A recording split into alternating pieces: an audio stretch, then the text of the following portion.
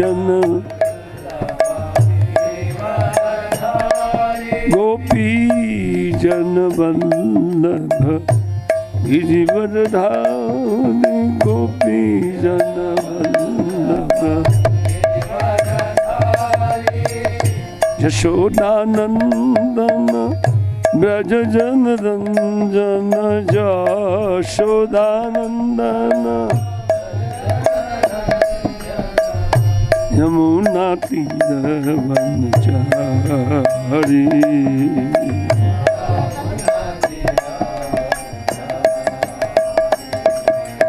यमुना तीर वनचारी यमुना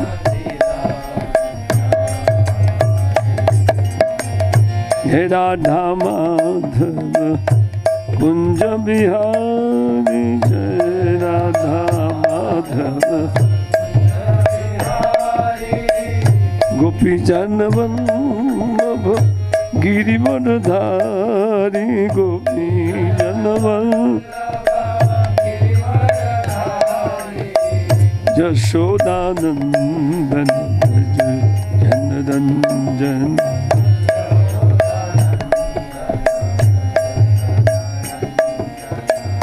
यमुना तीर वनचारी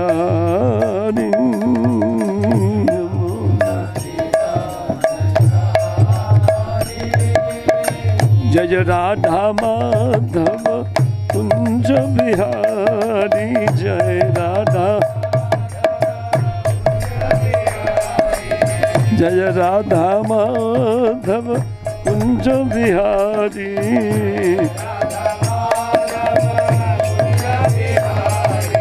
गोपी जन वल्लभ गिरिवरधारी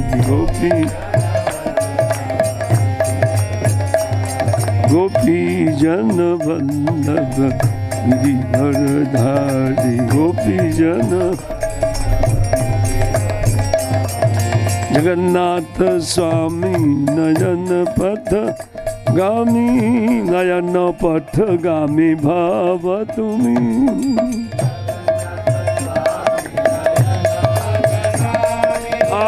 नयन पथ गामी जय जगन्नाथ जय जगन्नाथ जय बलदेवा जय सुभद्रा जय जय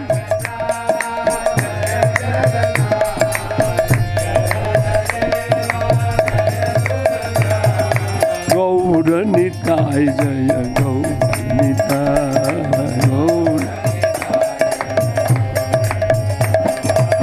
जय राधा कुंज बिहारी जय राधा कुंज बिहारी जय राधा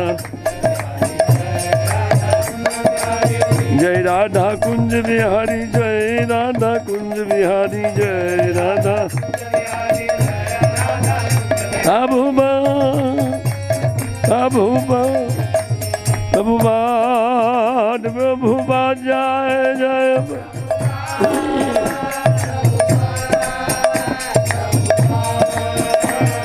निताई गौर हरि बोल हरि बोल हरि बोल हरि बोल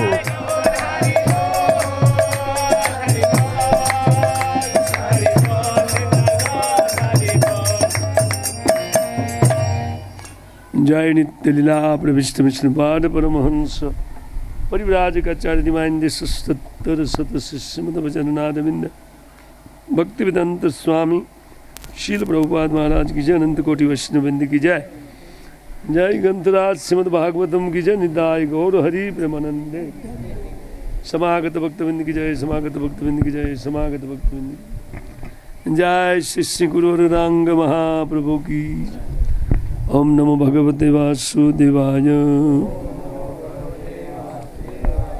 ओम नमो भगवते वासुदेवाय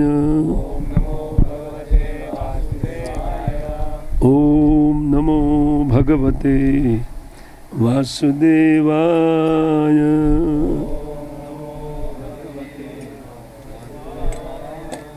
नारायणं नमस्कृत्य नरं चैव नरोत्तमम्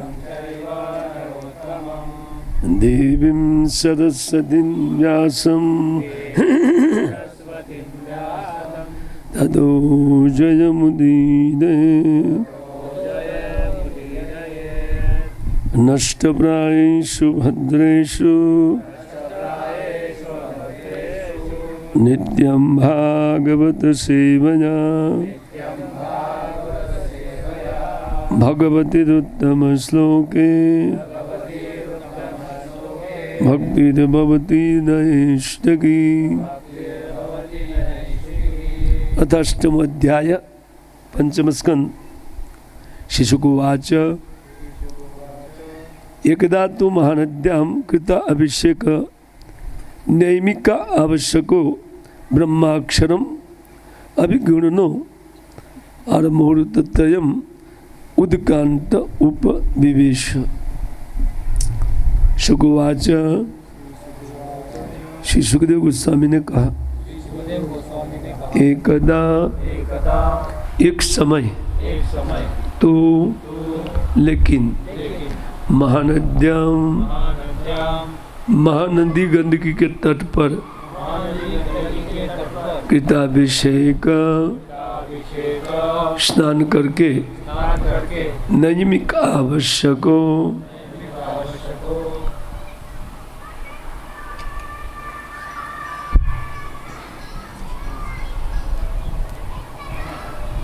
जो आवश्यक कर्म है उनको करके ब्रह्माक्षरम उन ब्रह्माक्षर का उच्चारण करने लगे। अभिगुण दो गुनगुनाने लगे। मुहूर्त त्रयम 3 मुहूर्त तक उद्कांत बिल्कुल नदी के तट पर उपविवेश बैठे हुए थे। श्री सुखदेव गोस्वामी ने कहा कि एक बार की बात है कि वो महानदी पंचक नदी के तट पर एक दिन अत्यंत आवश्यक कर्म करते हुए और फिर स्नान करके बिल्कुल जल के निकट बैठ करके वो ब्रह्म गायत्री का उच्चारण कर रहे थे। अमज्ञानतिमिरन्दस्य ज्ञानञ्जनशलाकया चक्षुरुन्मीलितं येन तस्मै श्रीगुरुवे नमः। श्रीचैतन्यमनोभीष्टं स्थापितं येन भूतले स्वयं रूपकदा मह्यं ददाति स्वपदान्तिकं। वन्देऽहं श्रीगुरौ श्रीयुतपदकमलं श्रीगुरुर्वैष्णवं श्रीरूपं साग्रजातं सहगण रघुनाथान्वितं तं सजीवं साद्वैतं सावधूतं परिजनसहितं कृष्ण चैतन्यदेवं श्रीराधा कृष्णपादान् सहगण ललिता शिवशाखान्वितंश्च मुखं करोति वाचालं पङ्गुमलङ्घयते गिरिं यत्कृपातमहं वन्दे परमानन्दमाधवं श्रीगुरुनदिनतारिणं श्रीचैतन्यईश्वरं जयतं सुरतपङ्गोरममण्डमतिर्गति मत्सर्वस्वपदाम्बोजो श्रीराधावदनमोहनो वाञ्छाकल्पतरुभ्यश्च कृपासिन्धुभ्य एव च पतितानां पावनेभ्यो वैष्णवेभ्यो नमो नमः। श्रीकृष्ण चैतन्य प्रभु नित्यानंद श्री अद्वैत गदाधर शिवासादि श्री गौरभक्तवृंद। हरे कृष्ण कृष्ण कृष्ण हरे हरे हरे राम राम राम हरे हरे।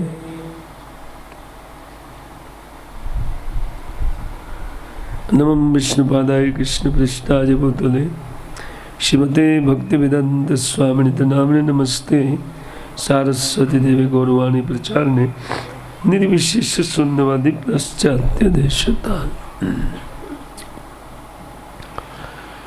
तो हम लोग भरत महाराज के चरित्र को पाठ कर रहे हैं। कल हम लोग इस श्रवण कर रहे थे कि श्री भरत महाराज किस प्रकार अपने राज्य पाठ को त्याग करके श्री भगवान की सेवा परिचर्या के लिए वो गंडकी के तट पर पुल आश्रम में जा कर के वहाँ पर भगवान की आराधना में प्रवृत्त हुए और इन आराधना फलस्वरूप इनका चित्त विशुद्ध होकर के भगवत चरणों के ध्यान में लग गया। और जब चित्त में सतत भगवत स्मरण होने लगा तो उसी से उनके चित्त में भगवत भक्ति की बाढ़ वो आने लगी और इसी के कारण उनकी बुद्धि ठीक से वो समझ नहीं पा रही थी भगवत परिचर्या को, और परिचर्या का जो क्रम था उन क्रम में उन अतिक्रमण करते हुए वे सोचने लगे ये कोई बहुत बड़ा उपद्रव है जिसके कारण भगवान की सेवा ठीक से नहीं हो रही है ना। विश्वनाथ चक्रवर्ती ठाकुर ये लिखते हैं कि जब उनको इस प्रकार उनके चित्त में भावना आई तो कहते कि तमपि प्रेम विकारम पूजायाम विघ्नम एवं। वो उनके चित्त में भगवत प्रेम का विकार था, सात्विक विकार उनके चित्त में उत्पन्न होने लगा, लेकिन कहते हैं कि उनको भी वो विघ्न समझ करके प्रेम विकारण अपि मैं बुद्धि न खल्लु, कहते हैं कि क्रियताम इति विमृश बुद्धि प्रकाश केन च भगवत मंत्रेण भगवंतम उपासितुम प्रब्रुते इति आह इत्थम इति। वो कहते हैं उन प्रेम विकार होने के बावजूद भी उन्होंने समझा कि मेरी बुद्धि ठीक नहीं है, क्योंकि मेरी सेवा में जो ये क्रम में मेरा ध्यान नहीं रहता है तो इससे भगवान की परिचर्या ठीक से नहीं चलती है। तो सबसे पहले मेरी बुद्धि को मैं ठीक करूँगा, तो इसलिए उन बुद्धि में कुछ प्रकाश लाने के लिए वो एक मंत्र गाने लगे, मतलब केन भगवान मंत्रेण भगवंतम उपासितुम प्रब्रुते इत्या। उन्होंने सोचा कि कोई भगवत मंत्र का उच्चारण करके मेरी बुद्धि को मैं ठीक करूंगा, तत्पश्चात पूजा अर्चा करूंगा, बाद में उपासना करूंगा। तो सूर्य अर्चा सूर्य मंडलस्थ भगवत प्रकाशिकया ऋचा हिरण्यम ध्येय सदा सवितुर्मंडल मध्यवर्ती। तो जैसे लोग उन सवितु अर्थात सूर्य की पूजा करते हैं विष्णु के रूप में, तो उन्होंने भी इन सूर्य देव के पूजा रूप एक मंत्र का वो उच्चारण करने लगे। तो कहते हैं उज्जिहाने उदयति सती उज्जिहास इति पाठ है। जब सूर्य उदित हो रहा था, अभी उदित पूरा नहीं हो गया था, लेकिन उनसे पहले जो एक आभास होते हैं सूर्य आने पर एक थोड़ा प्रकाश फैलता है, अभी मंडल उत्पन्न नहीं हुआ था, तो कहते हैं उसी टाइम उन पूर्व दिशा की ओर वो बैठ करके पाठ्य सन्नतान प्रजा अध्यक्ष उदितुर इच्छति सतीति अर्थ। बोले उदित हुए सूर्यमंडल को मैं प्रार्थना करूंगा जिससे मेरी बुद्धि ठीक होकर के भगवान की परिचर्या कर सके। इस उद्देश्य से वो मंत्र बोले, परो रजः सव्येतुर्जात वेदो भर्गो देवस्य भर्गो मनसीदं जजान सुरेत साध पुनराविश्य चष्टे हंसम गृहानम ऋषिरिंद्रिंगदामि मोह। वो कहते हैं कि भगवान का ये सूर्यगत जो तेज है वो वास्तव में विशुद्ध सत्व श्री ब्रह्म रूप ये तेज है, जो ये तेज के रूप में साक्षात भगवान ही इसमें विराजमान है।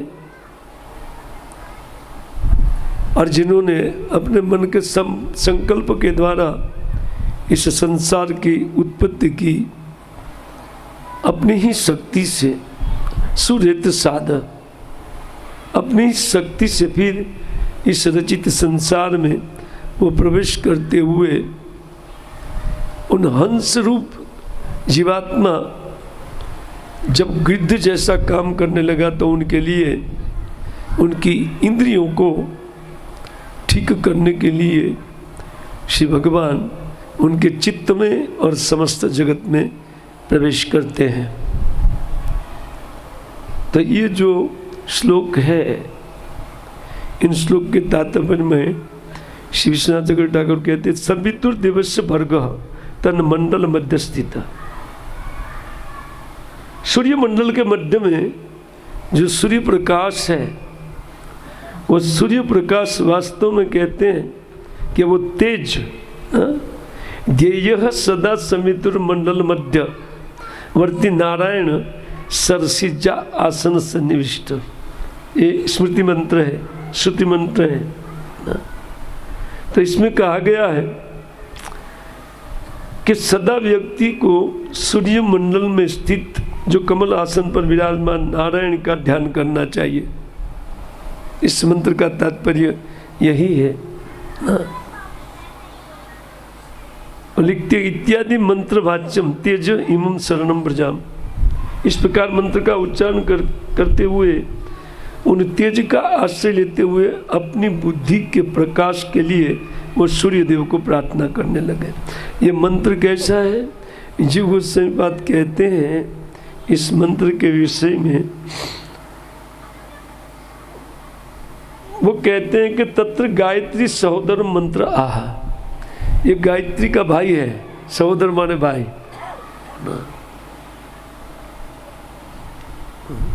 जो हम गायत्री मंत्र करते हैं तो ये मंत्र ठीक उसी प्रकार उनके भाई स्वरूप है, ऐसा जी गोस्वामी बात लिखते हैं। सहोदर इति मंत्रम आह परो रजो इति।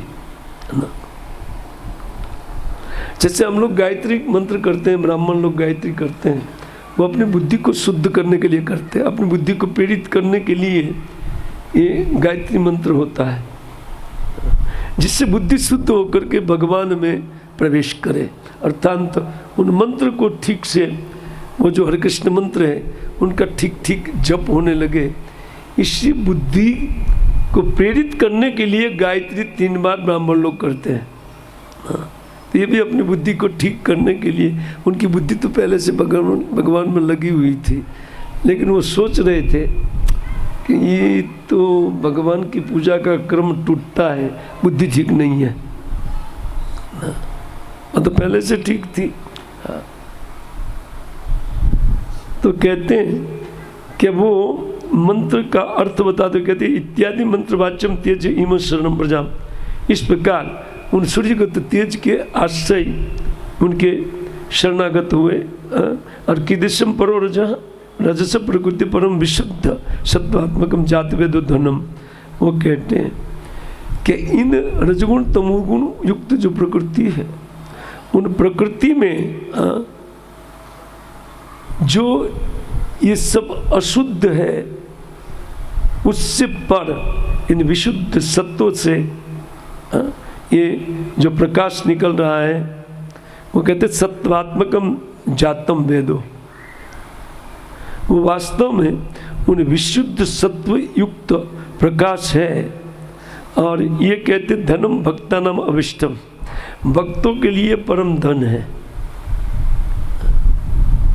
क्योंकि भक्तों को जो चाहिए उन अभिष्ट की प्राप्ति ना, वो कृष्ण प्रेम की प्राप्ति कराने वाला या उनमें प्रवृत्त करने वाला ये मंत्र है ना।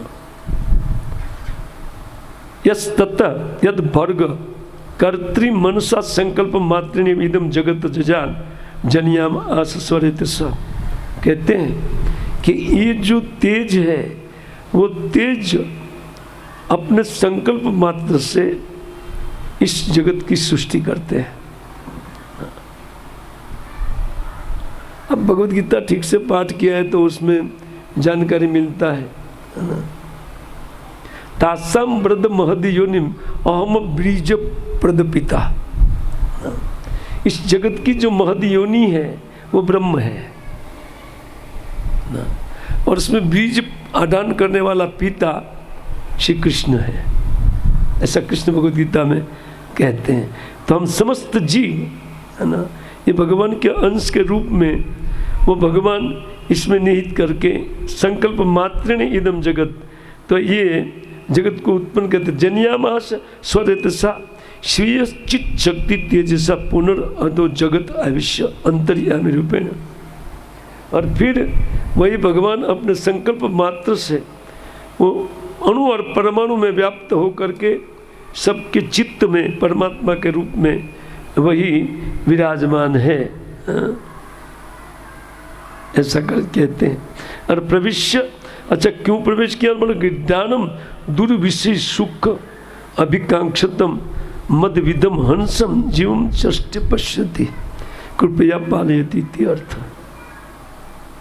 वो कहते मेरा अंश जीव रूप जो हंस है वो गिद्ध की तरह उन भोग की प्रवृत्ति उनमें आ जाती है, तो इनको ठीक ठीक भोग करवाने के लिए भगवान प्रवेश करते हैं इस संसार में।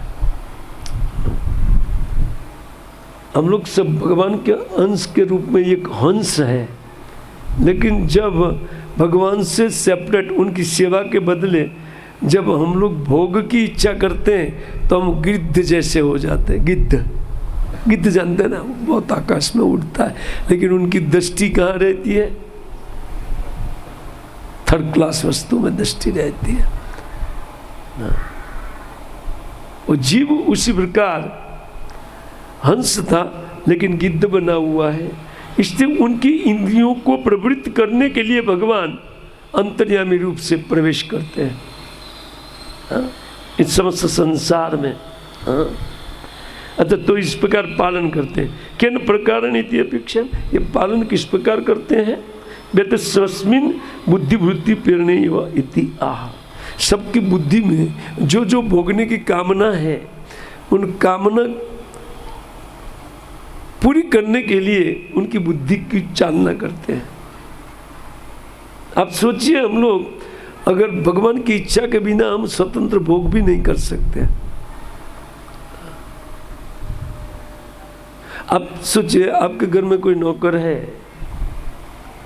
और वो नौकर आपके लिए बने हुए खाने को नौकर खाना चालू करता, आप खाने देंगे? लेकिन सारे संसार के जीव उनका अंश है, उनके द्वारा बनाई हुई जो ये बनाया गया जगत है, वो जगत तब जरूरत हुआ उन जगत को बनाने का जब जीव ने इस प्रकार भावना किया कि मैं संसार में भोग करूंगा। तब भगवान ने व्यवस्था दी, ठीक है करो। आप व्यवस्था दे सकते हैं अपने नौकर को? नहीं दे सकते। ये भगवान की करुणा है, ये अत्यंत करुणा भगवान की है, और भगवान की कृपा से ही हम लोग इस संसार में भोग इत्यादि कर सकते हैं।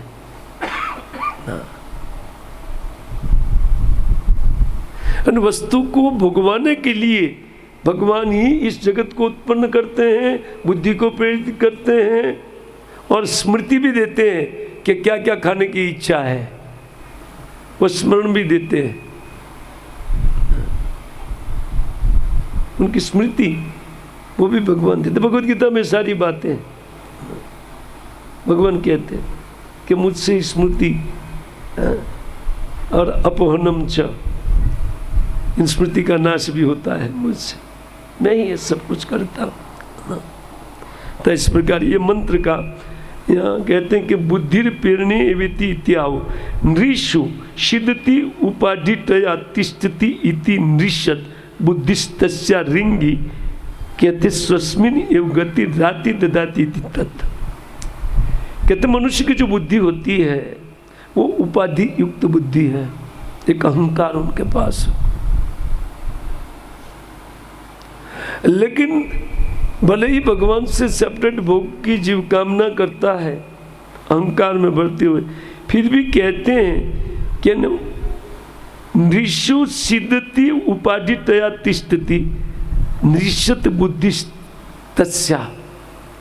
उनकी कुबुद्धि को काटने के लिए भी भगवान जब इच्छा करता है जीव तो उनकी इन कुबुद्धि को भी काटते हैं। इसलिए हम भक्तों को प्रार्थना करनी चाहिए कि हमारी ये जो भोग बुद्धि है वो भोग बुद्धि किसी भी प्रकार खत्म हो। बोले फिर जीवन में क्या रह जाएगा?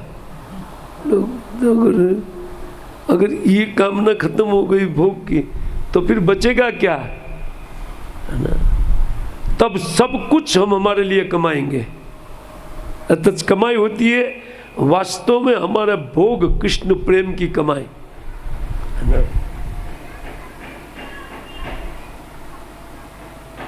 हम लोग प्रेम के भूखे हैं।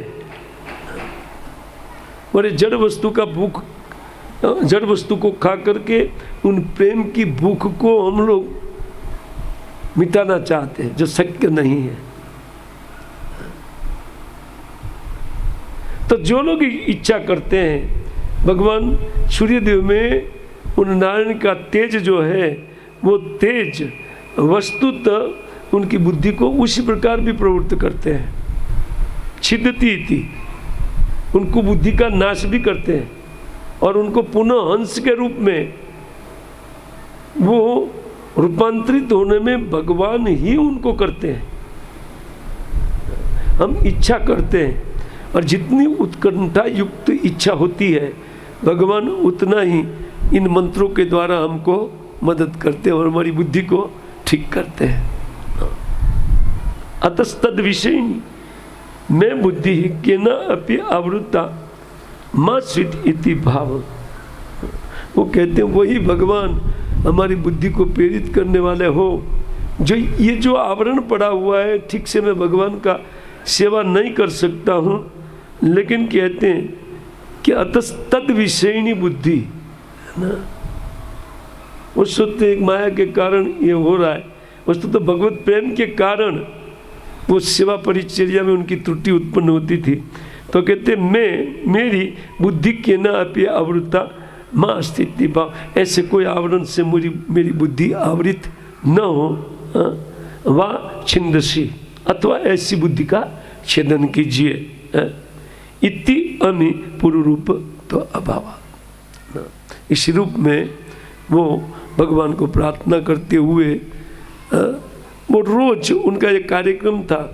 तो सुखदेव गोस्वामी पाद कहते हैं कि एक धातु महानद्याम, वो सुबह सुबह अपना जो नित्य प्रति का कार्य है शौच इत्यादि करते हुए स्नान करके गंडकी के बिल्कुल जल के निकट वो बैठे थे और बैठ करके ये मंत्र उच्चारण कर रहे थे कि आज किसी प्रकार की कोई सेवा में त्रुटि भगवान की न उत्पन्न हो।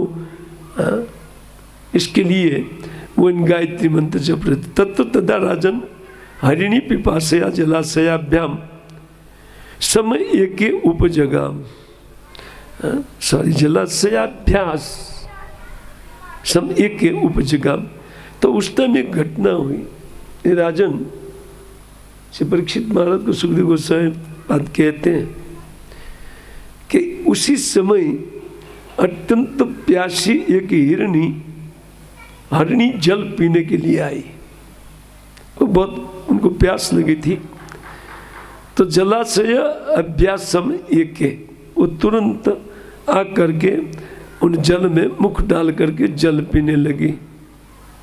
तथा पेपीमान उदके तावद एवं अविदुरेण नदतो मृगपतिर उन्नादो लोक भयंकर उत्पतत।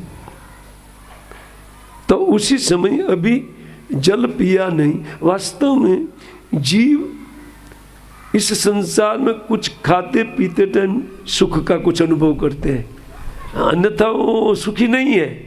नाना प्रकार की चिंता में मर रहा है, लेकिन जब वो खाता है तो भूख का दुख दूर होता है, कुछ पीता है तो, है ना, तो उस टाइम थोड़ा सुख का वो अनुभव करते हैं।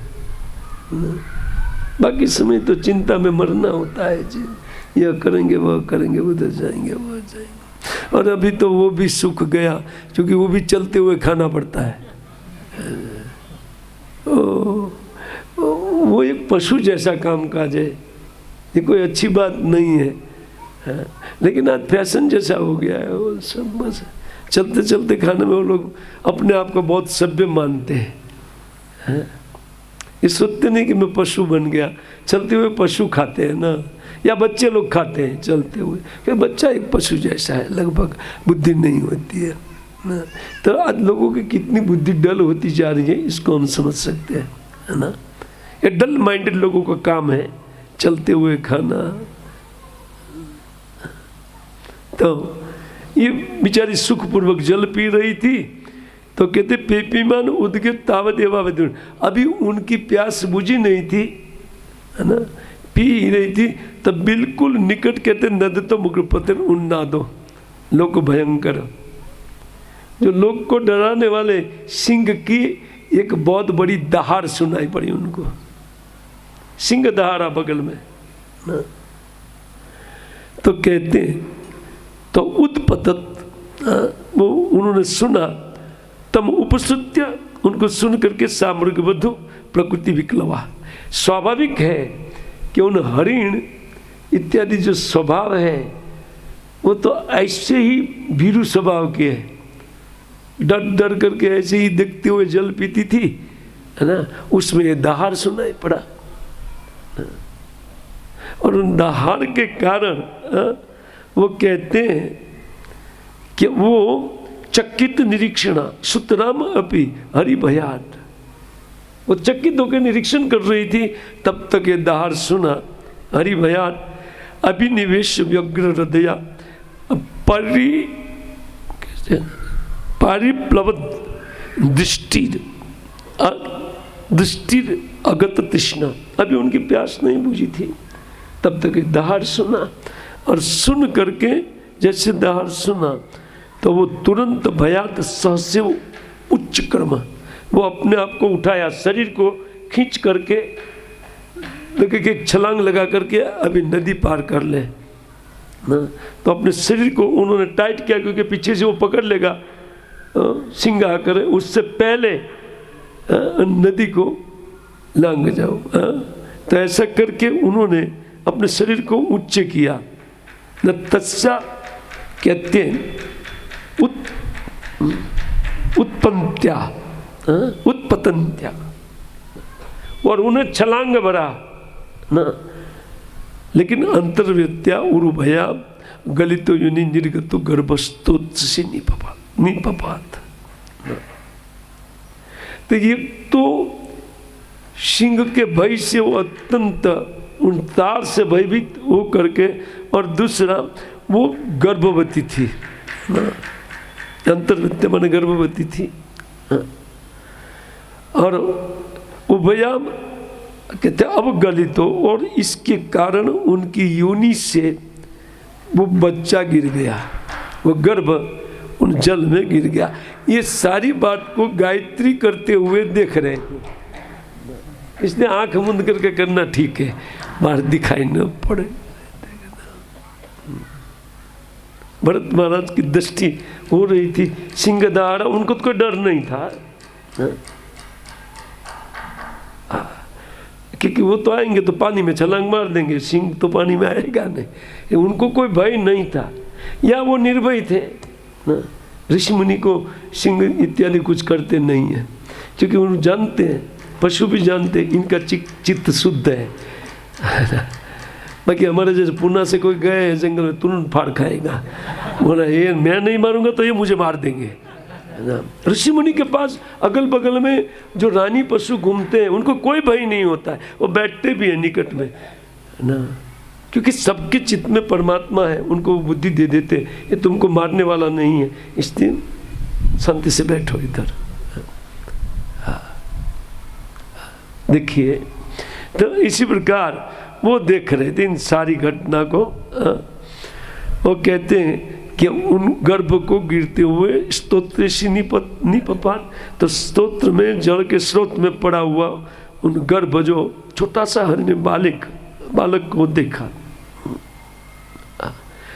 तम ते एण कुणकम कृपणम स्तोत्रम सा अनुज्यमानम अभिभिक्षा अपविद्धम बंधुर इव अनुकंपया राजर्षि भरत आदाय मृत मात्रम इत्या आश्रमम पदम अनयत।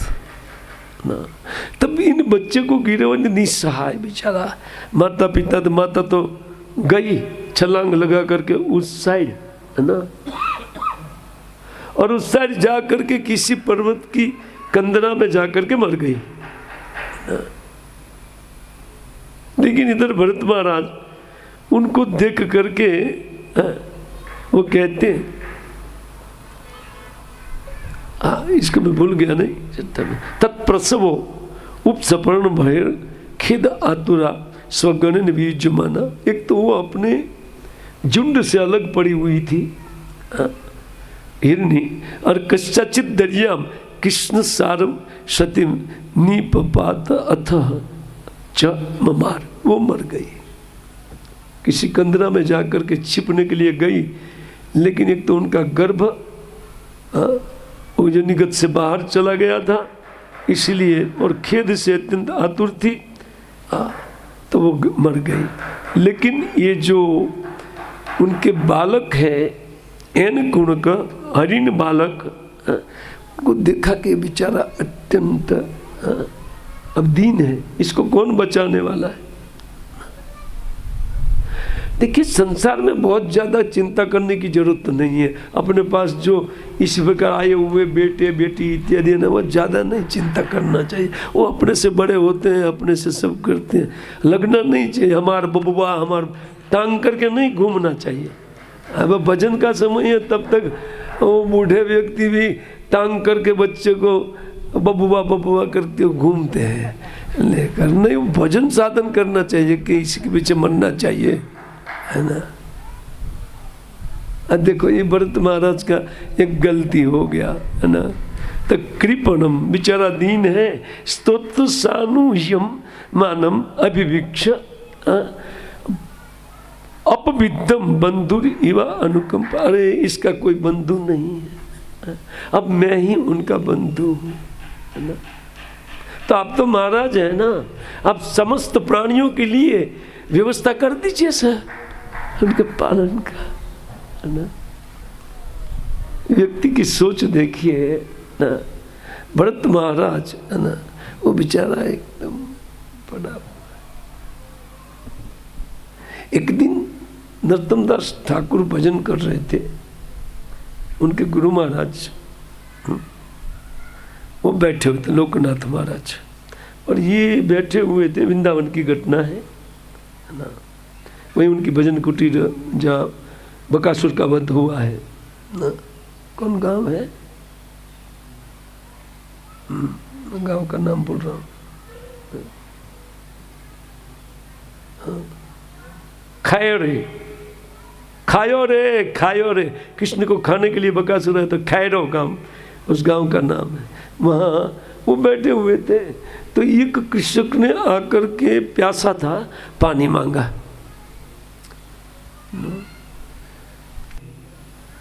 मेरे बेटे के घर में,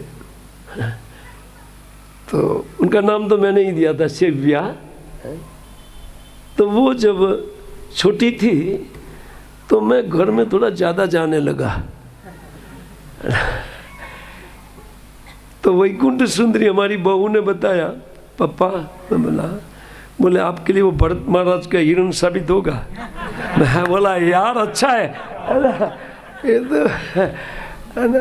भक्तों को देखो, अगर सभी भक्त हैं ना तो कोई न कोई तो आपको बचाएगा। महाराज के पास वो बोलने वाला नहीं था। श्रील प्रभुपाद महाराज तात्पर्य यही बात लिखते थे, कोई गलती किया तो भक्तों की संगति में व्यक्ति बच जाता है ना। अब वो वैकुंठ सुंदरी का याद रहा बराबर है ना। फिर 2 महीना 1 महीना 2 महीना में गया नहीं तो वो तो रोने लगी, यार अभी घर आना बंद किया आपने। मैं बोला यार तू ही शिक्षा दी और तू फिर रो रही है ना। बोले तो हमारी गलती हो गई कि आपको ऐसा बोला है ना। वस्तु तो एक बहुत सुंदर शिक्षा है। समस्त लोग अगर घर के भक्त बन जाए ना तो कोई ना कोई किसी को शिक्षा दे ही देगा ना। अब बताए वो पप्पा बोल करके शिक्षा दिया बढ़िया से, और हमको लग भी गया बराबर है ना कि नहीं यार ये ठीक बोल रही है, गलत तो नहीं है ना। हाँ। तो महाराज का नियम छूटने लगा ये आसक्ति के कारण। कहते पुरुष परिचर्या आदय, भगवान के उन परिचर्या इत्यादि में जो जो उनका यम नियम था, एक एक करके कतिपय न कहते और गण ने युज्यमाना, धीरे धीरे किल वास्तव में सर्व ये वो उद्वसन उन सब कुछ छोड़ दिया। अभी केवल हिरण और भरत महाराज वन में आए थे कि बड़े बड़े यज्ञ नहीं होना चाहिए, करोड़ों खरबों डॉलर का जो यज्ञ मैं कर रहा हूँ वो हमारे और भगवान के बीच में नहीं होना चाहिए। ये करके जंगल में आए थे और केवल भगवान की परिचर्या के लिए, और ये हरिण में आसक्ति, एक हरिण के बच्चे में आसक्ति। और कहते भी ये जमाना सब कुछ उनकी साधना एक के बाद छूटती गई। 16 माला जब छूट गया सब कुछ छूट गया है ना। एक एक करके नियम, मंदिर जाना, मंगल आरती बंद हो गया, सब कुछ छूटा एक एक करके है ना। अहो बतायम हरि गुण का कृपण ईश्वर चरण रथ परिभ्रमण अरेण, कहते स्वसुजत बंधुभ्य न परिवर्जित शरणम च मोह उपसादित। मामे माता पितरो ज्ञाति ज्ञातिन, कहते हैं ज्ञातिन योथिकांशे वो पेयाय ना अन्यम। अब भरत महाराज उन हरिण को सोचने लगे, विचार तो आने लगा यार भगवान की परिचर्या छूटा जा रहा है ना। हमको भी विचार आता है ना, जब हमारी साधना में थोड़ा त्रुटि रहता है ना तो विचार तो आता है कि यार हमारी साधना छूटती जा रही है। लेकिन वो भौतिक आसक्ति इतनी प्रबल होती है कि व्यक्ति एडजस्ट खोज लेता है, एडजस्ट करने लगे, अभी माइंड को सेट करने लगे। इस श्लोक में उनका माइंड, अहो बताए हरिण कौन करे, बताइए ये जो हरिण बालक कृपण बेचारा दीन है, और ईश्वर कैसे रथ चरण परिभ्रमणे, काल रूपी उन भगवान के काल चक्र ने उनको मेरी गोद में फेंका है। इस हरिण को उनका बेचारे का कोई स्वगण सुहृदगण नहीं, बंधु बांधव नहीं है, कोई नहीं है। शरणम च मोह उपसादितो मामेव माता पितरो, इससे मुझे उनको आश्रय देना चाहिए। भले ये थोड़ा वजन छूटता है, कोई बात नहीं है, ये हमारा डिजाइन आ रहा है ना। लोग बोलते प्रभु जी दीक्षा जब लिए थे उस टाइम तो इतनी मजा आ रही थी, अभी थोड़ा मजा कम हुआ है क्योंकि दूसरी जगह में मजा चालू हो गई है ना। पहले तो केवल ध्यान था, दीक्षा लूंगा, सेवा करूंगा है ना, बस भगवत प्राप्ति कर लूंगा और सीधा गोलोक वृंदावन, वैकुंठ नहीं जाना है ना। वो बीच वाला वैकुंठ का मामला बीच में नहीं आना चाहिए, सीधा गोलोक वृंदावन ही जाना है। और इस टाइम का संकल्प भी दृढ़ होता है ना तो माला वाला सब कुछ बढ़िया चलता है, माला में सुख मिलता है ना। पर 2-3-4 साल बीतने के बाद या फिर कुछ विवाह हो जाने के बाद फिर शिथिलता आ जाती है सब कुछ, है ना। क्योंकि एक ये विचार आने लगता है, बताइए अभी है? तो जब एक दायित्व दे दिया ना भगवान ने, दे दिया कि ले लिया, मतलब मैं ग्रस्त हो गया ना, तो क्या हो गया? ग्रस्त हो गए तो क्या आपकी दीक्षा चली गई क्या ग्रस्त होने के बाद? नहीं, दीक्षा शिक्षा सब कुछ है, लेकिन फिर उन शिक्षा और दीक्षा के प्रति बांछोड़ चालू होती है धीरे धीरे। मतलब 8 दिन में 1-2 बार नहीं गया मंगल आरती तो चलेगा ना। और फिर जो मंगल आरती का टाइम है वो टाइम कहाँ जाता है? सोने में, है ना। और फिर दिन वाला टाइम जो होता है वो बस परिपालन में लग जाता है, एक एक करके छूटने लगे। वो कहते हैं कि इनके बेचारे माता पिता, भ्रातृ ज्ञातिन और यूथ कोई नहीं है। यूथ माने एक झुंड हरणों का, कुछ भी नहीं है। और ना अन्यम कश्चन वेद मई अति विशब्द, वो कहते हैं वो मेरे अलावा बेचारा किसी को नहीं जानता है। वो पता चलेगा आपको। हम लोग बच्चे का पालन ऐसे ही करते, बेचारा बेचारा है ना, मेरा है, बेचारा है, और वो मेरे अलावा कुछ किसी को जानता नहीं है। जानने के बाद तो गाली चालू होता है, जानने के बाद ही गाली चालू होगा। और वाइफ आने के बाद तो हो उनके बाद बस सब कुछ चालू हो जाता है, बस अभी सुनना बाकी रह जाता है। वेदमयी अति विस्तब्ध, कहते हैं ये बेचारा कोई नहीं जिनका एवं मया मत परायण से। महाराज अब पूरा पृथ्वी को पालन करने वाले हैं ना, एक हरिणी कुरुंक में आप मर रहे हैं, कोई बोलने वाला नहीं था। प्रभुपाद जी पट में लिखते हैं, इससे साधु संग जरूरी है ना। भक्तों की संगति में भजन करना इसलिए आवश्यक है। हमारे चित्त को टटोलते हैं ये लोग और जगाते रहते हैं ना। ये साधु लोग का ये काम होता है, इसलिए तो लोग साधु संगति में भजन करते हैं ना।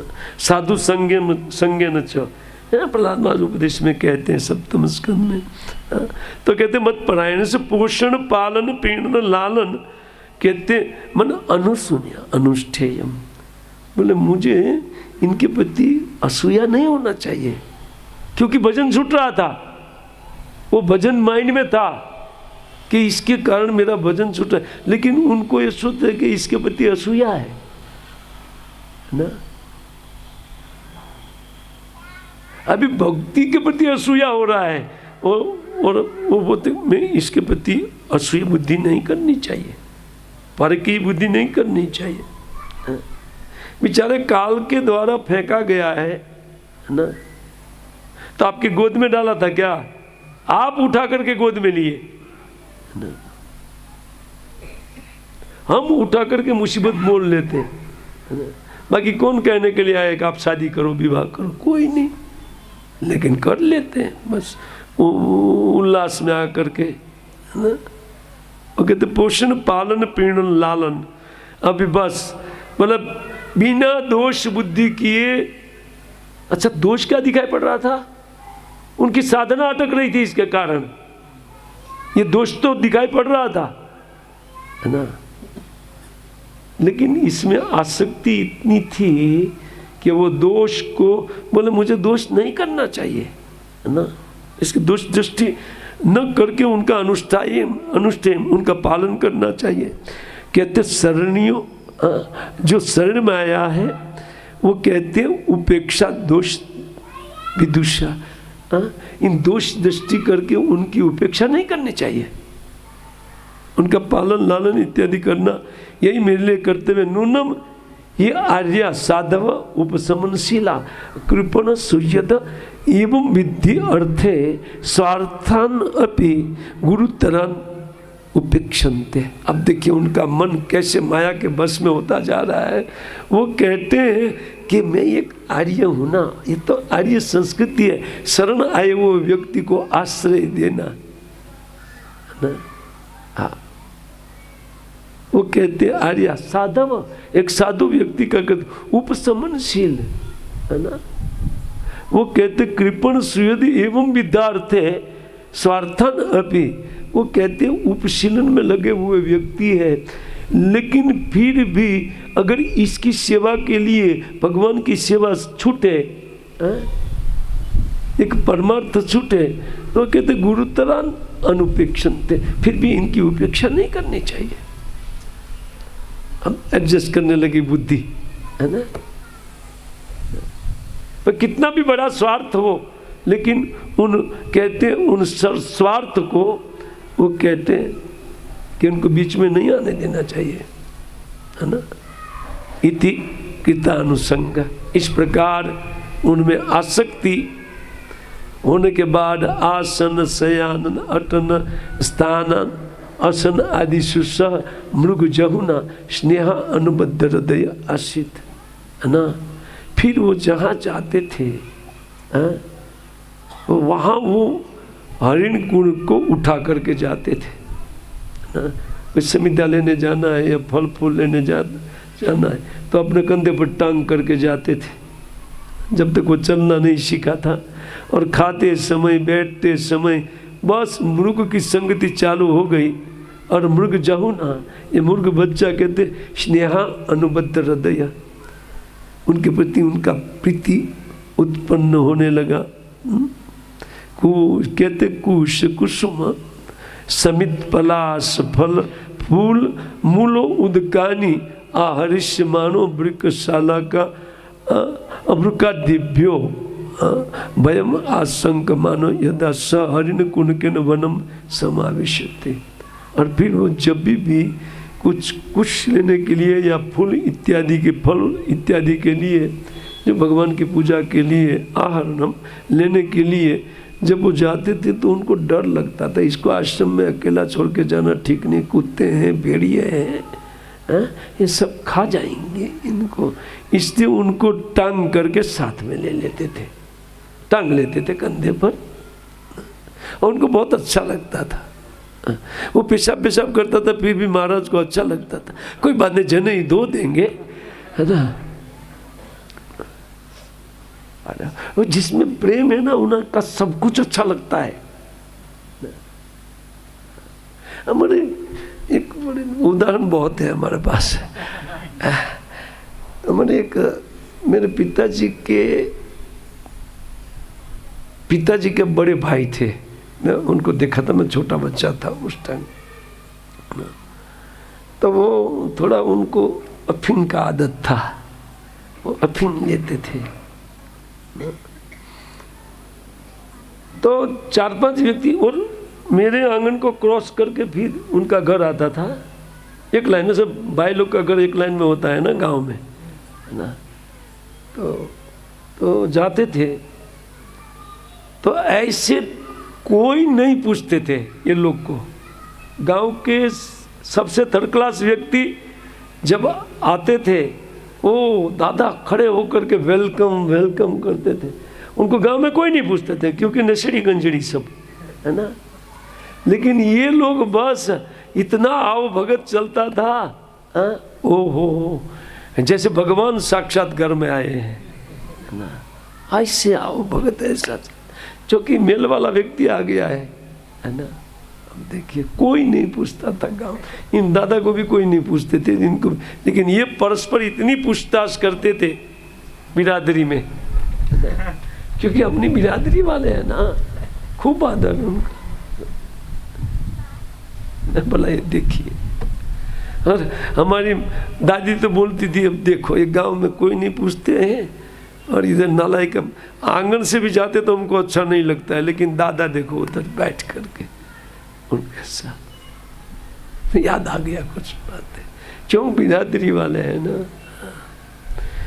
तो ये माया की बिरादरी है, हमारा मन सहज उसमें चला जाता है ना।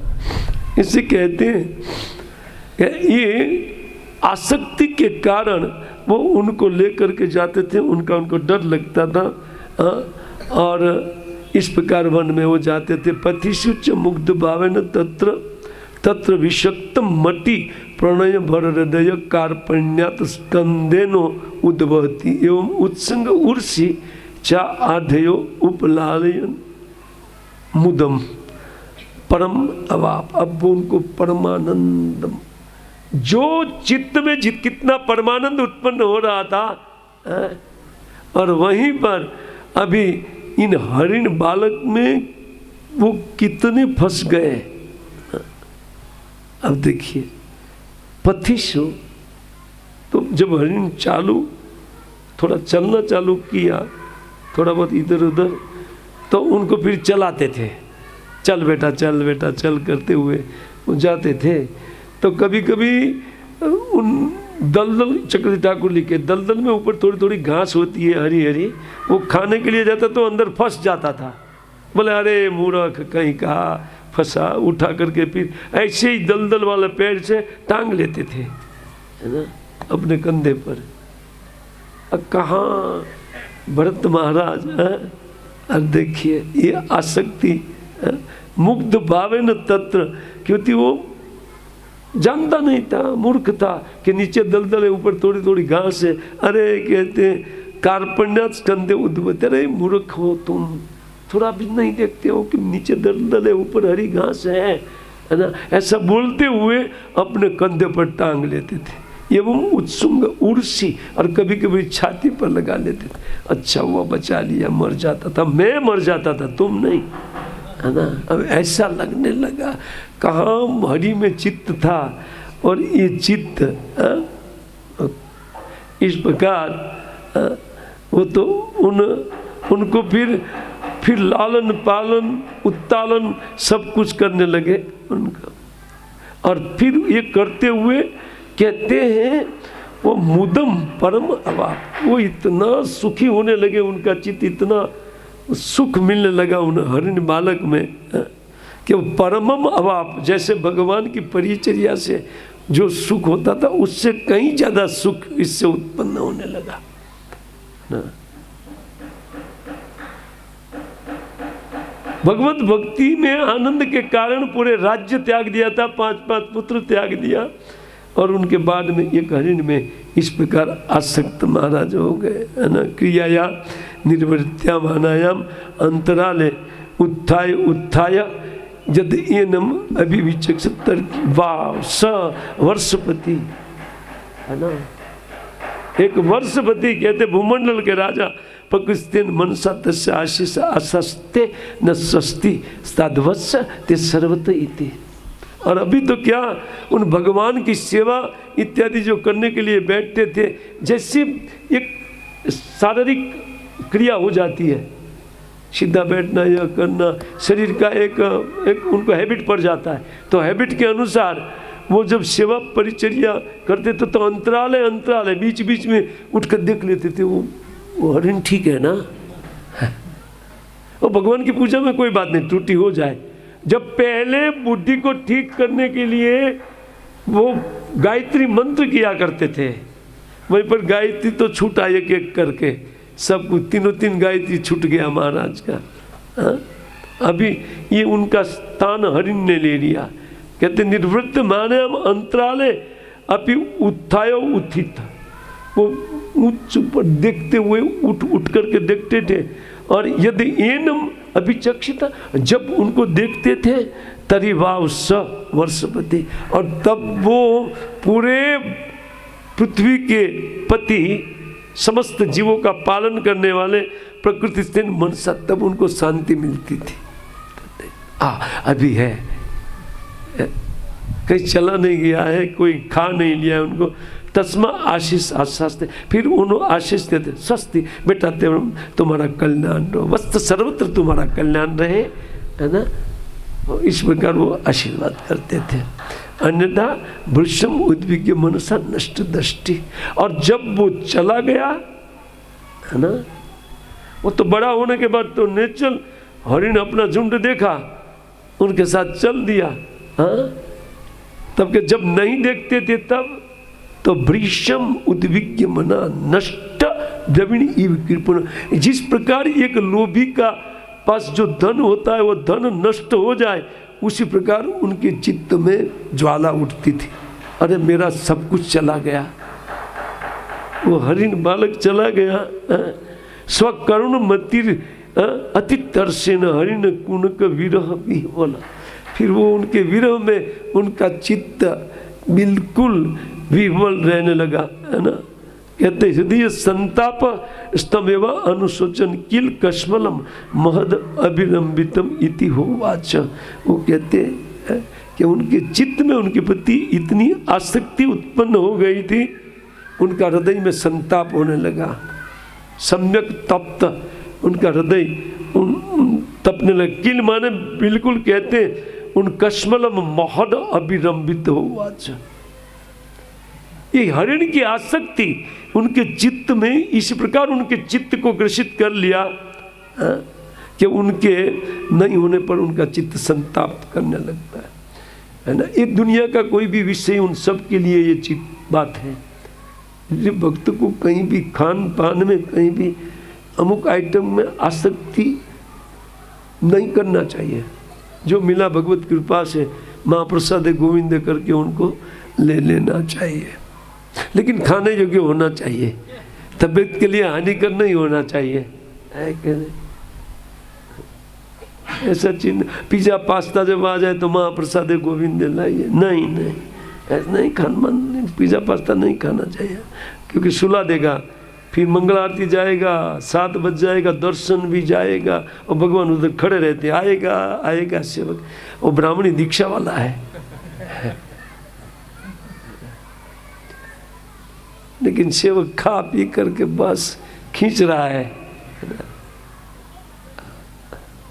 हम कहते अभी बद सब वही कहते कृपण एन बालको मृत हरणी सुतो अहो मम नार्य सठ की रात।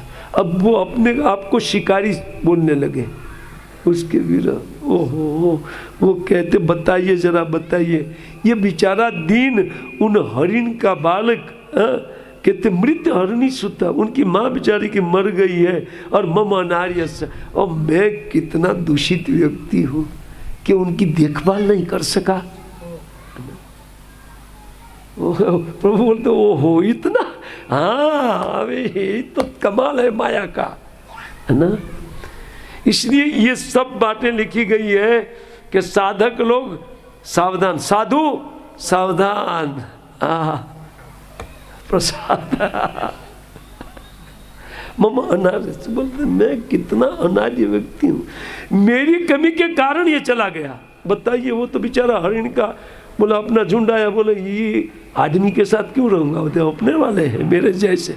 वो चल दिया था और इधर भरत महाराज का हालत खराब हो गया, है ना। कितना खराब, वो अपने आप को सठ बोलने, सठ की रात मतेरे, मेरी बुद्धि शिकारी जैसी बुद्धि है, एक बच्चे को संभाल नहीं सका मैं, है ना। मैंने कृत सुकृत कृत विश्रम्भ आत्म प्रत्यन तद अभिगण्यन सुजन इवागमिष्यति। वो कहते मेरे जैसे विश्वासघात करने वाले व्यक्ति को फिर वो उनको नहीं गिन करके कि विश्वासघाती के साथ कौन रहेगा, नहीं, भले वो विश्वासघाती है फिर भी मैं रहूँगा, ऐसा करके क्या वो मेरे पास कभी आएगा। ओहो, चित्त में कितना उन प्रकृति ने कितना चित्त खींचा। ये हरिण बालक है, आदमी में आदमी की प्रीति हो, ये तो बहुत खराब है ना। वो तो होगा ही, जब जंगल में अकेले में एक हरिण ने इतना आसक्त कर लिया और परम भक्त को।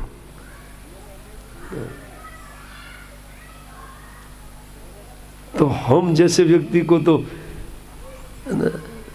बोले प्रभु जी हालत खराब, तो खराब ही है, सुधारो हालत को, है ना। जब हम अपने आप को देखें, है ना, तब पता चलता है कि वास्तव में कितनी हालत हमारी खराब है। अभी कहते हैं क्षेमेण अस्मिन आश्रमो उपवने शस्य पाणी चरंतम देवगुप्तम रक्षामि। अब भगवान उसकी रक्षा करते हैं, और क्या वो भगवान के रक्षित होकर के दोबारा मेरे इन आश्रम के उपवन में उनको हरी हरी घास चरते हुए देखूंगा क्या? भरत महाराज विचार चल रहा है। अपिच न वृक शाला वृको अन्यतम व नेक चरो एक चरो वा बक्षती। क्या कोई कुत्ता, कोई भेड़िया या एक चर बाघ इत्यादि तो खाना ही नहीं आना बच्चे को? तब बचाइए आप तो राजा है ना, घर जाकर के व्यवस्था कीजिए, आदमी को लगा दिए जंगल में, कोई दूसरा पशु उसको न खाए। भगवान ने खुराक बनाया है भाई, जीवो जीवस्य जीवनम, तो आप लगा दीजिए सब। अब सोचिए आसक्ति निम्नलोचित भगवान सकल जगत क्षेमो उदय स्तया आत्माद्या अपि मम न मृग वधु न्यासम आगत। ये वधु की, ये जो मृग वधु की धरोहर वो बेचारी देकर गई है, वो आएगी तो मैं क्या कहूँगा उनको?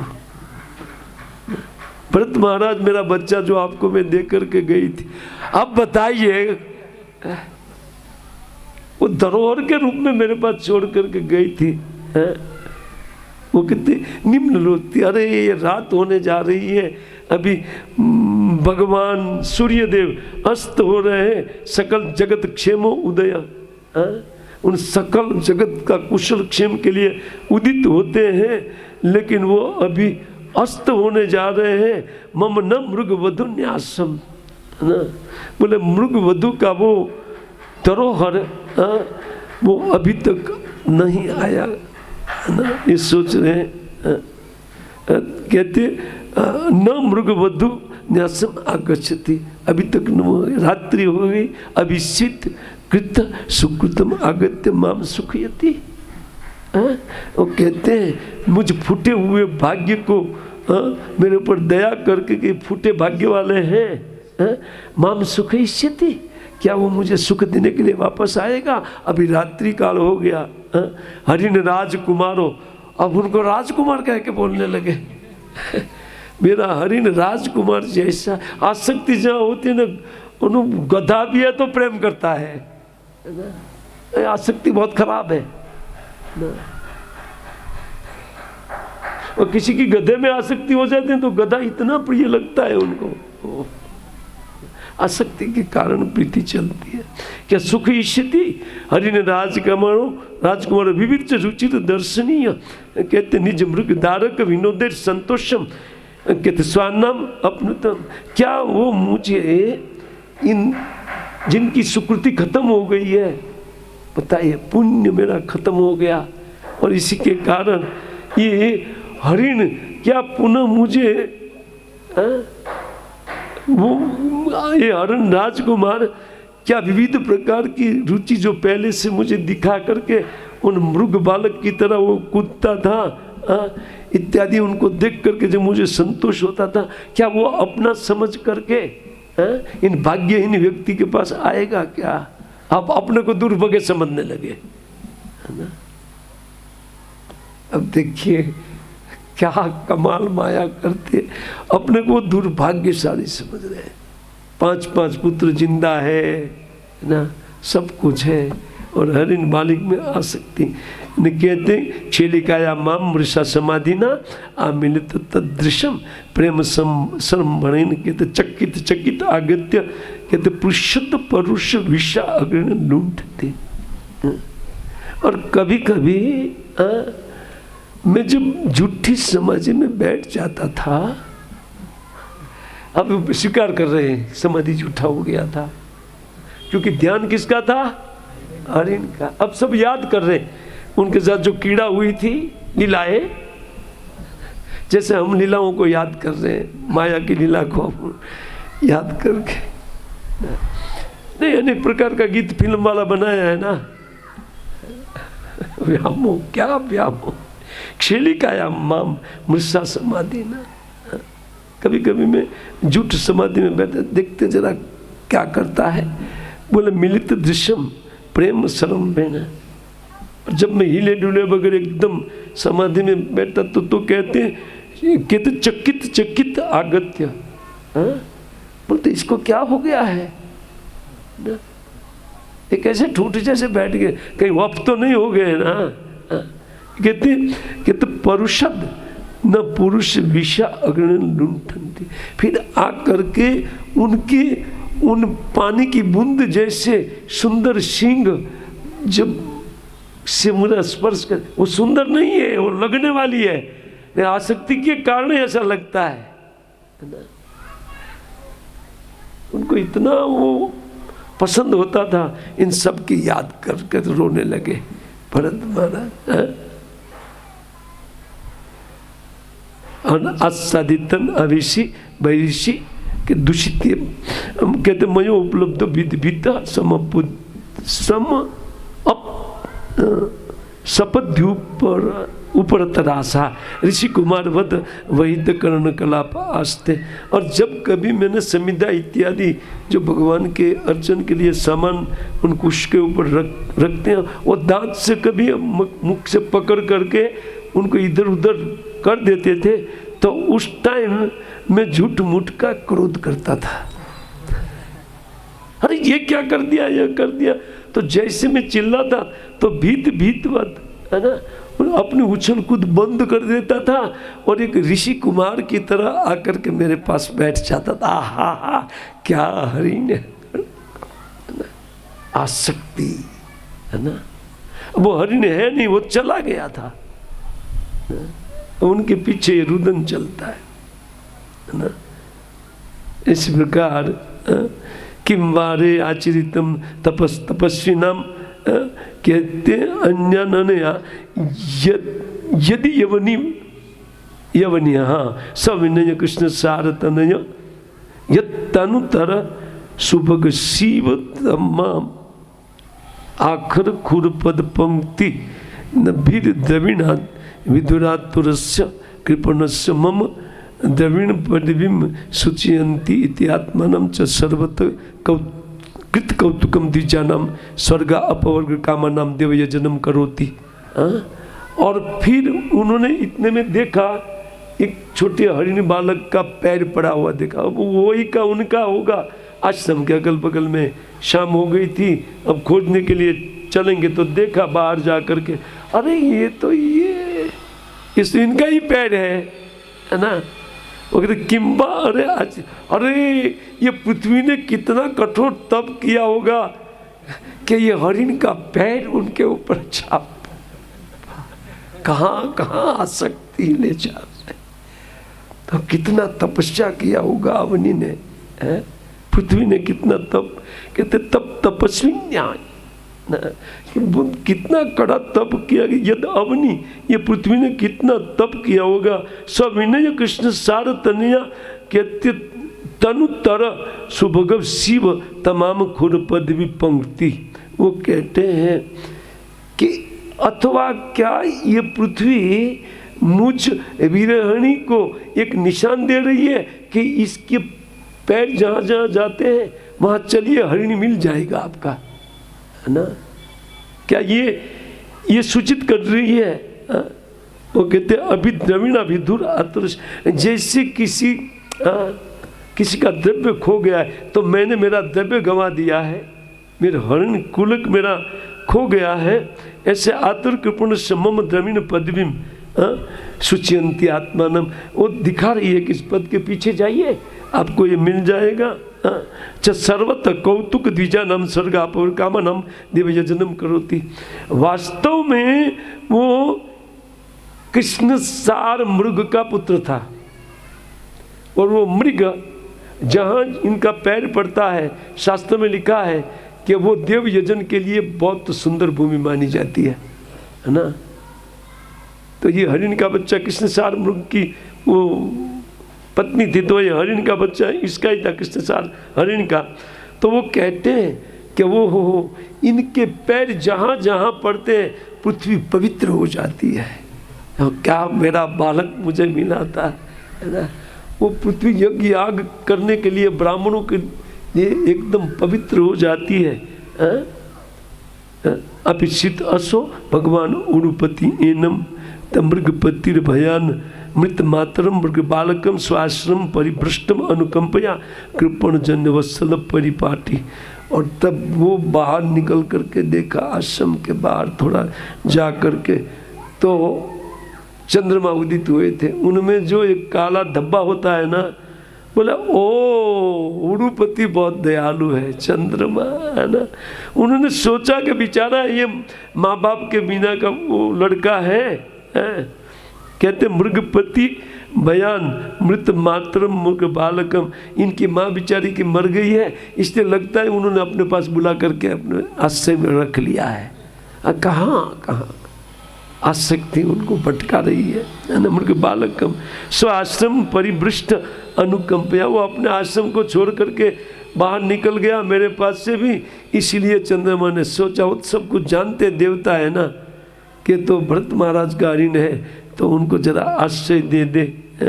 तो कृपण जल वत्सल, क्योंकि वो तो ये लोग की परिपाटी है, बड़े लोग जो होते हैं छोटे लोग को आश्रय देते रहते। किम भा आत्मज विश्लेष ज्वर दहन शिक्षा अभितप्य मान हृदय स्थल, कहते नलिनिकम माम उपसुत मृगितनयम शिशुर अशांता राग गुणित निज वदन सलिला अमृतम मयम गतस्तिभिः स्वयदयति इति च।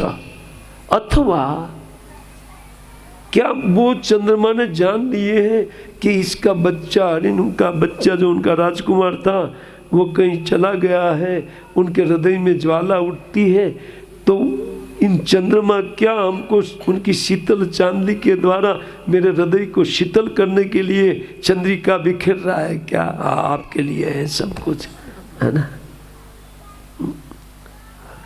ऐसा देखिए, कैसे ललित अमृत देख करके मेरे हृदय को क्या चंद्रमा शांत कर रहे। एवं घट माने मनोरथा कुल हृदय मृगधार का आभासेन स्वारब्ध कर्मा योग आरंभण तो विश्वमृत स योग तपस भगवत आराधन लक्षणांच कथम इतरथा जाति अंतर कुणक आसंग। अभी सुखदेव गोस्वामी पाद कहते हैं कि एवं अघटमान मनोरथा कुल हृदय मृगधार का आभासेन, तब अपने उन आसक्ति के कारण तो वो कर्म उनके सामने आ गया। भगवत भक्त के सामने इतना बड़ा दुष्कर्म आकर के खड़ा हो गया कि योगा अभ्यास योगा आवरण तो विभ्रंशित, जिनके कारण इतने बड़े एक योगी अपने पदवी से गिर गया ना। सयोग तापस है ना, कहते भगवत आराधना लक्षणाश्च, वो भगवान की आराधना रूप योगी, एक भक्ति योगी था। कथम इतर था जाति अंतर एन कुण का आसंग, उनकी आसक्ति मनुष्य में नहीं होकर के पशु में कैसे हुई, और एक पशु ने उनको इतना गिरा दिया, शक्य नहीं है। ये तात्पर्य पढ़ने लायक है विश्वनाथ चक्रवर्ती ठाकुर का, है ना। बहुत सुंदर तात्पर्य दिया है, यद्यपि सब में तात्पर्य है, लेकिन अब मैं एक तो समझ में नहीं आ रहा है संस्कृत, जैसे तैसे पाठ कर लेते हैं, है ना। अब देखिए, वो आसंग साक्षात निश्चय प्रतिपक्षतया, कहते प्राक परित्यक्त्य दुस्तज्य हृदय अभिजात से तस्य एवं अंतराय विहितम योगा आरंभणस्य, है ना। कहते इतना बड़ा अंतराय एक मृग में आसक्त होकर के राजर्षि भरतस्य तावन मृगा अर्भक पोषण लालन पीड़न, कहते पालन पीड़न लालन अनुसंगे न अभिगणयत आत्मान हरीर इवा अखु बिलम दुरअतिक्रम काल कराल रभस आपद्यत। जब इस प्रकार वो आसक्ति थोड़ा संधि विच्छेद करने से एक अर्थ पलट जाता है, तो यहाँ सु करके देखते, सु शब्द ये वो उपन्यस्त साक्षात है ना। योगेन भक्ति योगेन एव हेतु न तापस सर्वम विषय त्याग रूपम तप कुर्बाण। कहते अपि अर्थ चकार यद्यपि भक्ति योगो बहु विघ्न कुलो न भवती। इसलिए कहते हैं आगे आने वाले साधकों को, ये जो श्रवण करे कथा को, बोले आपकी इस प्रकार नहीं दबोचेगा भक्ति, आप शांत रहिए, है ना। बोले और भरत महाराज हरिण में आसक्त हो गए, हम तो साक्षात घर में रहते हो। वो आसक्ति चलती है तो गाली भी खा करके सुधर जाते हैं, आप सुधर जाओ। इस प्रकार आपको भटकाएंगे नहीं, है ना। 2-4 गाली खिला करके वैराग्य उत्पन्न कर देंगे अपने लोगों का। अब जो इतना आसक्ति कर रहे हैं तो आसक्त व्यक्ति गाली देगा 2-4, है ना, उठा करके, तो थोड़ा विरक्ति आएगा। ये भगवान की योजना होती है। इससे कहते हैं कि जो विधि भक्ति वाले हैं भक्तियों को बहु विघ्न आकुलो न भवती। ये भक्ति योग जो है वो ज़्यादा विघ्नकारी नहीं है, ये विघ्न नहीं है। वस्तुतः ये विघ्न देख करके उनकी भक्ति को और गाढ़ा करने के लिए विघ्न दिया भगवान ने। आपको नहीं मिलेगा, नहीं तो हम लोग हतोत्साहित होकर बोले यार एक तो होता नहीं है इनमें ही, एक भरत महाराज का कथा बोल दिया, कल से माला ही नहीं होगा। ऐसे हतोत्साहित करने के लिए भागवत में कोई कथा नहीं है ना। वो आचार्यों के पास जाएंगे तब पता चलता है कि कथा का महिमा क्या है, रहस्य क्या है। और अपने साथ कदाचित ये घटना घटता है तो ये सोचना चाहिए कि भगवान हमारी भक्ति को गाढ़ा करने के लिए ये घटित किया है। घबराना नहीं चाहिए और ज़्यादा भाव से भजन करना चाहिए, आसक्त न हो इसका उपाय कर लेना चाहिए, है ना। इसे कहते हैं न भवती तदपि भगवत इच्छा भगवत आराधना विभ्रंशित इति अर्थ। फिर भी कभी कभार किसी के जीवन में ये घटना भगवत इच्छा के कारण घटती है ना। इससे कब का आपका चित्त उद्विग्न हो रहा था तो मैं थोड़ा शांत करके बाद में विराम देते हैं, कथा का विराम देते हैं। 9 बज गया ना, तो यहाँ विराम लेते। आज सब लोग टाइम से लगभग आ गए थे टाइम पे। तब बस यहाँ लगभग अध्याय समाप्त हो रहा है ना, क्योंकि थोड़ा बहुत श्लोक के कल हम लोग थोड़ा जल्दी जल्दी निपटा करके किस प्रकार उनको हरिण शरीर की प्राप्ति हुई थोड़ा विवेचन है, उनको कल करेंगे। हरे कृष्ण। कोई जिज्ञासा अगर आप लोग के पास है या कोई इसके संबंधी कोई शंका इत्यादि उत्पन्न होता है तो आप रख सकते हैं। लेकिन कथा जो सुना उसके संबंधी होना चाहिए, क्योंकि समय नहीं ना ज़्यादा हमारे पास। इतर प्रश्न मत रखिए आप, कथा संबंधी कोई शंका रह गया है तो उनको आप रख सकते हैं।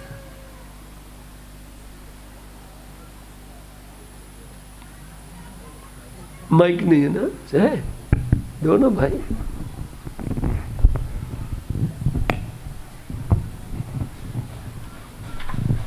केवल मृदंग के लिए नहीं है माइक।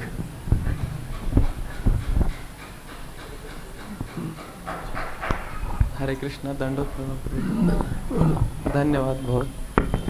प्रभु जैसे आपने हरिण के बारे में कहा, तो हमारे भी जीवन में ऐसे बहुत हरिण आते हैं जो भटकाते हैं हमें। तो प्रभु मैंने एक जगह सुना था कि वराह पुराण में कहते हैं कि मतलब जो कुत्ता बिल्ली पशु होते हैं जो गौ माता को छोड़ के, उनको अगर हम पालेंगे तो हमें नरक में भी जगह नहीं मिलेगी। तो इसे हम कैसे समझें? तो ठीक तो है, गलत नहीं है, क्योंकि उस पशु में आसक्ति हो जाएगी, वो नरक ही है। आदमी से अगर कोई पशु बन जाए तो नरक नहीं है उनके लिए। आदमी से अगर कोई बिल्ली बन जाए तो नरक है ना। और वो होता है। एक दिन की घटना याद आ रही है। मैं मोम्बासा में था और मैं मोम्बासा में उस दिन कर्म का फल का हिसाब किताब बता रहा था कि किस प्रकार यज्ञ व्यापी श्रमण भम तज्जति अंते कलेवरम, जैसे भरत महाराज का हुआ, ऐसे जिस भाव को याद कर। तो एक कपल था, लगभग बूढ़े थे ना, तो ये कपल एक दूसरे के सामने देख करके थोड़ा थोड़ा हंस रहे थे। तो मुझे कुछ शंका हो रहा था कि ये लोग ऐसे आपस में दोनों पति पत्नी थोड़ा हंस रहे थे, तो उस टाइम तो सभा में तो मैं कुछ पूछा नहीं, लेकिन जैसे वो प्रसाद के लिए गए, वहाँ गोविंदा में प्रसाद दिया जाता है, लोग कम आते हैं ना, इससे गोविंदा में जो प्रसाद बचता है वो उनको दे देते हैं, है ना। तो वो गोविंदा में एक टेबल के ऊपर 2 पति पत्नी वो लोग बैठे थे, तो वो भी हंस करके बात कुछ कर रहे थे। तब तक मैं वो टेबल के ऊपर जाके बैठ गया। बोला आइए प्रभु जी आइए बैठिए। मैं बोला आप लोग, बोले यही आपके प्रवचन की बात हुई हो रही थी। मैं बोला बस वही मैं पूछना चाहता था, आपको क्या अच्छा लगा कि जो आप इस प्रकार एक दूसरे सामने करके बोले। तब वो पति हंसने लगा, लेकिन पत्नी बोल दिया। पत्नी जल्दी बोलती है, आगे आकर के बोलती रहती है ना। वो बोल दिया प्रभु जी बात ये है ना कि एक बिल्ला हमारे घर में है, बिल्ली नहीं बिल्ला है ना। वो बिल्ला हम दोनों के बीच जो बैठते हैं ना, तो बिल्ला आकर के बीच में दोनों को हटा करके जगह करके बैठता है ना। और मैं हमेशा बोलते हूँ कि ये आपके पिताजी हैं। बाप रे, और वो भी हंस रहा था, है ना। देख बोले वो हमको कभी भी एक आसन पर दोनों को बैठे हुए देख नहीं सकते थे, है ना। तो हमको ऐसा लगा, और मैं हम लोग बीच में बातचीत करते थे कि वो पिताजी वाला मामला नहीं है ना ये। सोच, ये एक हकीकत है। आसक्ति इतर शरीर में कैसे डाल देती है, जैसे भरत महाराज का हुआ। और